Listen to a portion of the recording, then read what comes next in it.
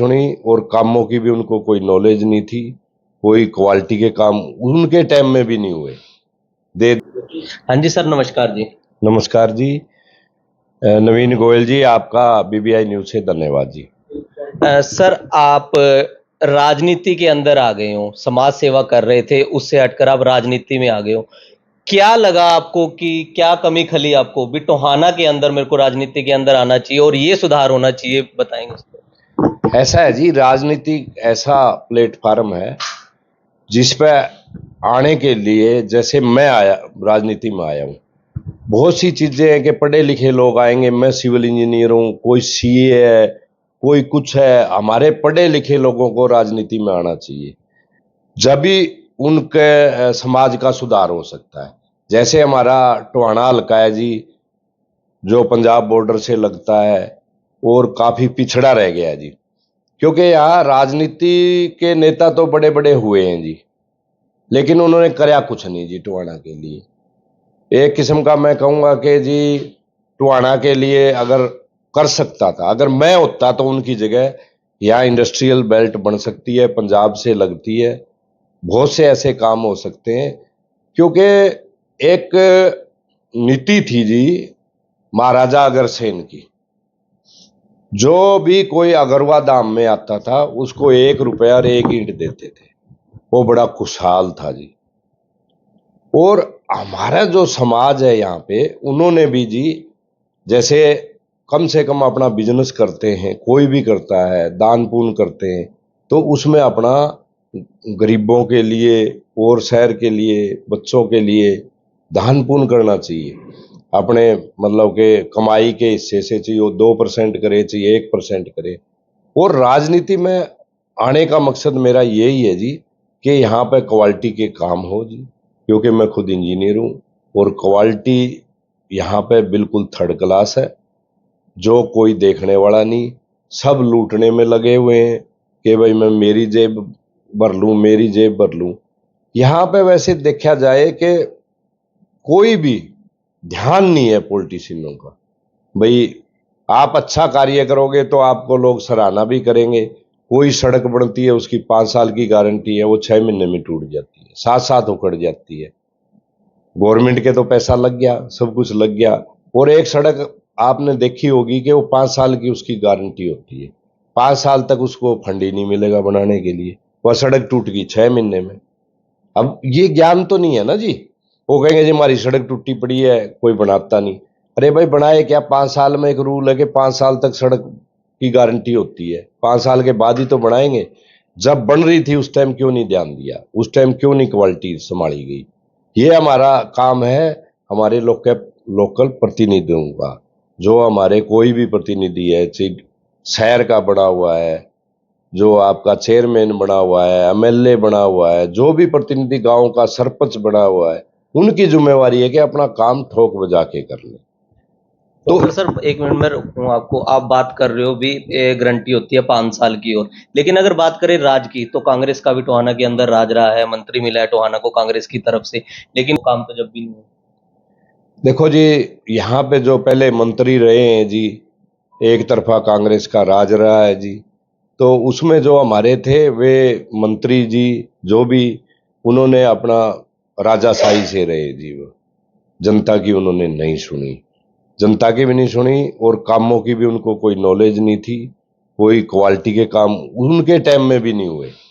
दे दिया, काम कर दिया। देखो, हम अगर एक खेती करते हैं, मैं किसान का बेटा हूं, अगर खेत को नहीं संभालूंगा तो कहाँ से होगा। उसको चिड़िया चुग जाएगी, कोई और जानवर ले जाएगा, कोई लूट ले जाएगा। तो ये तो वही बात है जी, खेती है। तो अगर एमएलए बनते हैं तो उसकी जिम्मेवारी होती है, उसको पता होना चाहिए हर कहाँ काम चल रहा है, कहाँ नहीं, और उसका खोप होना चाहिए।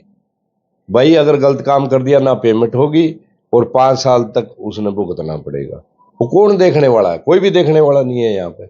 सब अपने मस्ती में मगूल है। वो सोच रहे हैं मैं इधर चला जाऊं, उधर चले जाऊं, मेरे को टिकट मिल जाए, मैं ये कर दूंगा, मैं वो कर दूंगा। कुछ नहीं जी यहाँ पे। ये चीज मैंने देख ली। जब तक पढ़े लिखे लोग नहीं आएंगे समाज में, राजनीति में, समाज से पढ़े लिखे लोग आए, अच्छी सोच के साथ आए, तब जाके वो काम हो सकता है। अगर कांग्रेस की बात करें तो बार बार ना गुटबाजी का नाम आता है, तो उसको लेकर क्या कहेंगे? देखो जी, गुटबाजी का जहां तक सवाल है कि हर एक परिवार में गुटबाजी होती है, ऐसा नहीं है। हम अपना छोटा सा परिवार ले लें, उसमें भी आपस में थोड़ा बहुत होता है, बर्तन खड़कते। कोई कांग्रेस में गुटबाजी नहीं है जी। अभी जैसे टिकट दी कांग्रेस पार्टी को, शैलजा बहन जी ने टिकट दी थी, जैसे टिकट दी वो आई, केवल 28 दिन वो सिरसालका में घूमी फिरी, उसको भारी मतों से जिताया, सभी ने एकजुट होकर जिताया। कहाँ गुटबाजी थी? कोई गुटबाजी नहीं थी। अगर गुटबाजी होती तो हरियाणा में क्या 5 सीट आती जी? नहीं आती।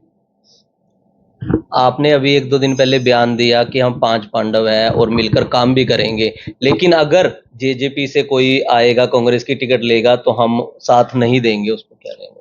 देखो जी, हमने जो बिल्कुल क्लियरली बोला है जी, जो कांग्रेस के हमारे यहाँ पे पुराने भी लीडर बैठे हुए हैं और नए भी बैठे हुए हैं और बीच के भी बैठे हुए हैं। कोई 15 साल से काम कर रहा है, कोई 10 साल से कर रहा है, कोई 25 साल से कर रहा है। तो देखो, टिकट तो लेने का उनका ही हक है ना जी। वे काम भी कर रहे हैं, सब कुछ कर रहे हैं, पार्टी का एक वफादार सिपाही भी हैं वे जी। अब दल बदलुओं को टिकट देंगे लाके, तो उससे तो कांग्रेस पार्टी को नुकसान होगा जी। और नुकसान होगा क्योंकि एक बात बताओ जी, आज हम जेजेपी पार्टी बनी थी, वह किसी से सब भगोड़े कैंडिडेट थे उसके अंदर, वो क्या हाल हुआ जी आज उसका।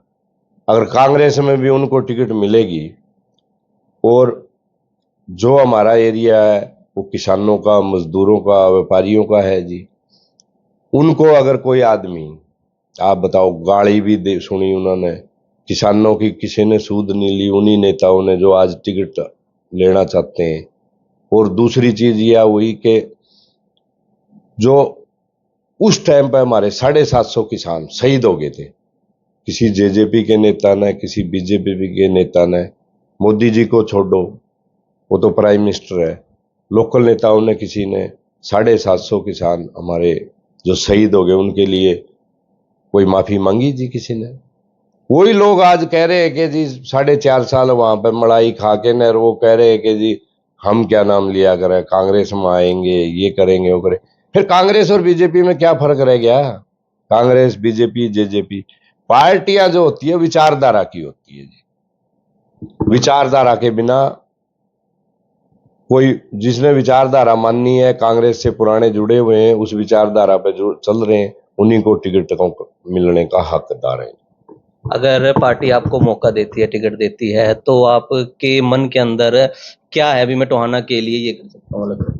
देखो जी, मेरे मन के अंदर तो बहुत कुछ है, लेकिन मैं जितना मतलब कि जो मेरी नॉलेज है, यहाँ सबसे बड़ा इंडस्ट्रियल हब बनाना है पहला काम, जीएसटी फ्री करा के, एक बाढ़ से मुक्ति दिलानी है नाला पक्का करके, बेटियों की शिक्षा के ऊपर ग्रामीणांचल में हर एक रूट के ऊपर बस होनी चाहिए, वो हम करेंगे, जो स्पेशल बेटियों के लिए होगी। और दूसरा जो मेन चीज है, मतलब कि इंडस्ट्री ज्यादा से ज्यादा रही, रोजगार मिलेगा। चौथी मेन चीज है जी क्वालिटी ऑफ वर्क, मतलब कि गुणवत्ता आनी चाहिए कार्य में, चाहे वो एक क्यों ना इंटरलॉकिंग की सड़क बन रही है जी, वह सड़क बेशक आपकी 1 किलोमीटर की है, उसमें सिर्फ ये है कि उसका बेस देखना है, जैसे मिट्टी फिलिंग होती है, कंपैक्शन होना है, ये टेक्निकल टर्म है कि वो अगर सही उसका बेस सही बन गया, इंटरलॉकिंग उस क्वालिटी की आ गई, तो वो टूटेगा ही नहीं जी। हम घरों में इंटरलॉकिंग लगाते हैं बढ़िया लाके, वो 20-20 साल कहीं नहीं जाती जी। हम अपनी पर्सनल सड़क बनाते हैं जी, वो क्यों नहीं टूटती? तो यहां तो कोई देखने वाला ही नहीं है जी। उसमें सुधार लाना बहुत जरूरी है, वो सुधार हो गया तो हमारे शहर का सुधार हो जाएगा। तो आप हमारे पूरे दर्शकों से, पूरे टोहाना हल्का वासियों से क्या अपील करेंगे? मैं यही अपील करता हूं जी, जैसे आप अलकावासिया ने, जैसे शैलजा बहन जी के लिए सब ने मिलकर ज्यादा से ज्यादा वोटों से जिताया, ऐसे कांग्रेस का कोई कार्यकर्ता टिकट लेके आता है उसको ज़्यादा से ज़्यादा वोटों से जिताओ जी। और सबसे पहला भाईचारा है जी, भाईचारा किसी से बिगाड़ो ना, पार्टियां बाद में है जी, यही अपील करता हूं जी। धन्यवाद जी। तो ये थे हमारे साथ हरपाल सिंह बुढ़ानिया, जिन्होंने बड़ी बेबाकी से हमारे सारे सवालों के जवाब दिए। और इन्होंने एक बड़ी बात ये भी कही, चाहे कैंडिडेट कोई भी हो, हम उनका साथ जरूर देंगे। तो मैं नवीन गोयल मिलता हूं किसी और वीडियो के साथ, तब तक के लिए जय हिंद, जय भारत।